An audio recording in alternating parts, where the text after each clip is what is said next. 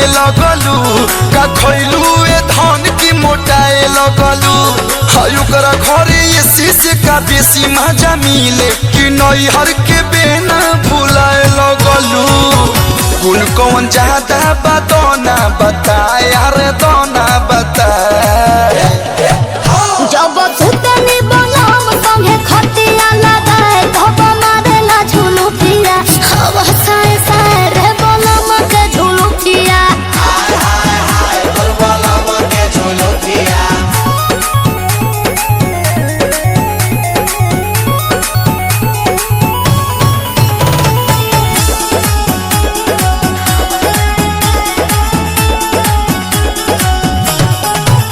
तोहर चल ढाल गइल बदल न केहू के भाव देबेलू स्टेटस देखा के आजकल करे जाहो घाव देबेलू सोनिया हमें राजा हम रानी खानी रहिले रोवा चाहे गावा हम सफा सफा कहिले बोली तोहर गोली खानी लागे धाए धाए अरे लागे धाए धाए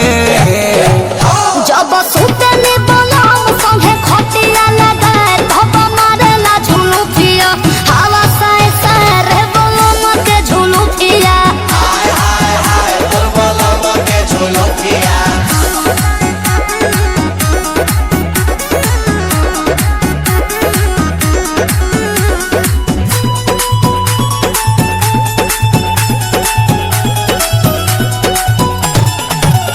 हम एसी में राखी तो जान तू मुँह चमकावत रहू तो सवेरा करे पहरी कबेस्ट दोपहर नयावत रहू रोशन विश्वास हमरा कुछ के न गंदा कोनो जिसे शादी करके मन बंद होगा